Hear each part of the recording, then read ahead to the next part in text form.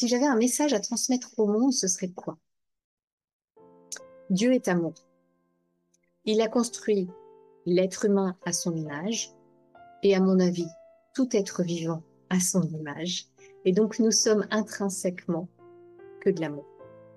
C'est à nous d'apprendre à sortir de nos schémas toxiques qui nous empêchent d'être connectés à cet amour et de la vibrer, d'être en lien avec elle. Mais en soi, on l'a tous à l'intérieur de nous. On le cherche désespérément à l'extérieur en permanence, alors que tout est déjà en nous. On est déjà connecté à ce monde. Il suffit, facile à dire, moins facile à faire, d'apprendre à se reconnecter à cette essence qui est en nous. Le déclic que j'ai eu, qui a activé ma foi. Alors, j'ai grandi dans la foi catholique. J'ai fait mon catéchisme et tout ça. Euh, il y avait beaucoup d'incompréhension et de choses que je trouvais bizarres. Euh, des dogmes, des côtés martyrs que je trouvais pas du tout logiques. Si Dieu est d'amour, pourquoi la souffrance? Enfin voilà, il y avait pas mal de choses que je trouvais un petit peu bizarroïdes. Et puis les adultes en face de moi ne répondaient pas à mes questions. Donc c'était un petit peu difficile. Euh, j'ai tourné avec d'autres religions aussi, le bouddhisme, particulièrement le bouddhisme tibétain. Et j'ai étudié aussi le Kriya Yoga pendant 7 ans, qui est une forme d'hypnose indienne. Et pendant une des séances de Kriya Yoga, donc c'était il y a des années, j'avais 25 ans, je crois, euh, j'ai revécu ce moment de connexion avec, alors, ça va peut-être être très très barré pour certains, hein, mais voilà. J'ai pu régresser dans ma vie, et puis la vie fétale, et puis avant. Et jusqu'au moment où j'ai choisi de venir m'incarner dans cette vie, où je savais tout ce que j'allais vivre, tout ce que j'allais devoir traverser, et que j'ai fait le choix en conscience, dans un amour et une sérénité qui était hyper puissante. Quand je me suis reconnectée à ce moment-là, c'était quelque chose de très, très fort. Et ça m'a donné la force de supporter tout ce que j'ai pu traverser dans ma vie. Je me reconnecte à ce moment où j'ai choisi de vivre ça. J'ai choisi d'avoir ces parents, de vivre ces difficultés-là, de traverser tout ce que j'allais avoir à traverser. Et je l'ai fait en conscience. J'ai fait un vrai choix. Et c'est hyper puissant. Ça m'a donné une foi, une conviction, une assise vraiment solide. Et je dis pas que je vacille pas de temps en temps, hein. Des fois, la vie, elle sait me secouer bien, bien fort, comme il faut. Mais je peux revenir, en fait, à cette essence-là, me dire, OK, ce qui m'est donné là, OK, sur le moment, je suis incapable de savoir pourquoi et ce que je vais en faire. Et tu me files un cadeau mal emballé, je me suis pris dans la tronche, là, je sais pas où je suis, je sais pas qui je suis, je suis paumée. Mais j'ai confiance qu'il va y avoir un beau cadeau derrière. Que si c'est là, c'est pas pour rien. Qu'il y a quelque chose de merveilleux qui m'attend derrière.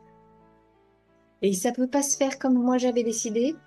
C'est que moi j'ai les œillères comme ça et que je suis pas capable d'aller voir au-delà et de voir en fait de façon dézoomée tous les tenants et les aboutissements. Je ne suis pas Dieu, je ne peux pas voir ça. Moi, tout ce que je peux faire, c'est essayer de me dépatouiller avec ce qu'on me donne. Mais merci, ok. Bon, ben, je fais quoi avec ça? Je sais pas, je vais me débrouiller. Voilà.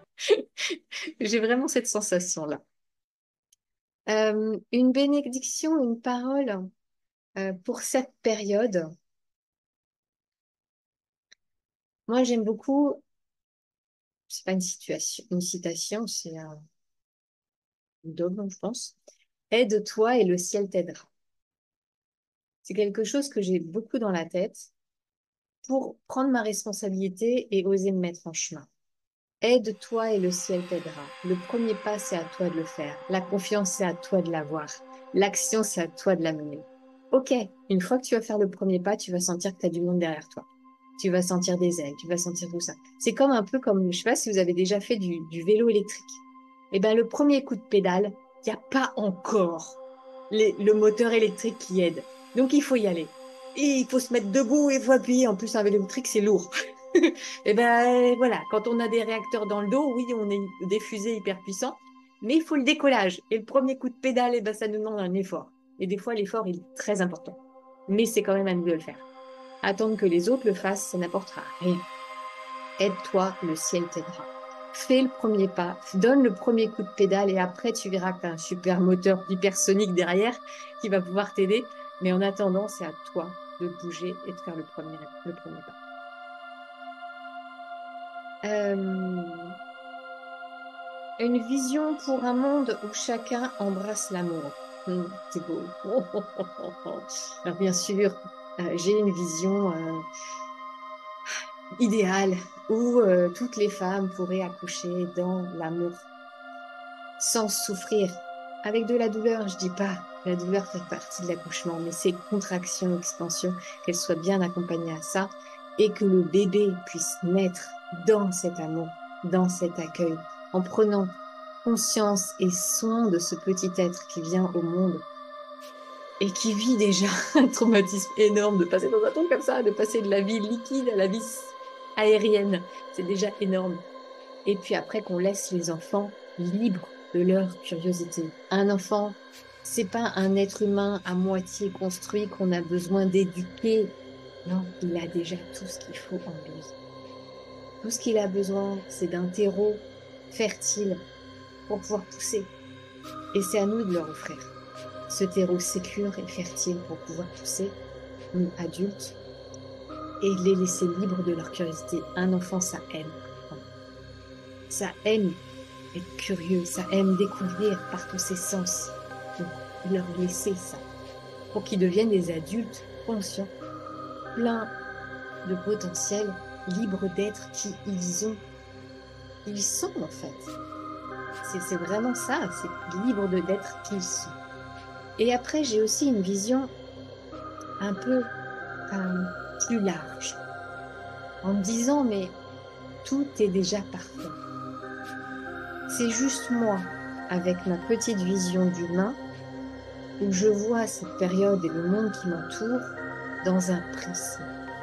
J'ai pas la capacité de voir la totalité des choses. Je sais que la vie fonctionne par des contractions et des expansions.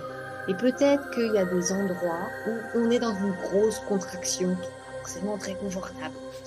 Mais j'ai cette confiance que tout ce qui est autour de nous, tout ce qui fait cette période d'aujourd'hui, c'est un miracle. Et c'est ça qui donne la vie, et c'est ça qui donne le mouvement, et c'est ça qui nous met en mouvement de façon euh, générale, universelle. Nous sommes des êtres euh, déjà connectés à un grand tout, tous ensemble. C'est juste qu'on n'en a pas conscience individuellement. Et j'aurais envie de dire juste, ben, cette période, elle est parfaite, parce qu'elle l'est. Point. Et c'est pas moi, petit humain, qui dois juger la période dans laquelle on est. Moi, je fais juste ce que je peux avec ce qu'on me donne à vivre. C'est tout. Et je m'adapte, et je surfe, et je continue à avancer sur le mouvement de la vie. Et c'est ça qui est beau, et c'est ça qui est merveilleux.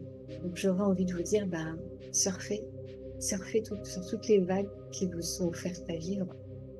On a tous une chance exceptionnelle, c'est d'être en vie. Ça peut s'arrêter à tout moment, donc faut qu'on en profite.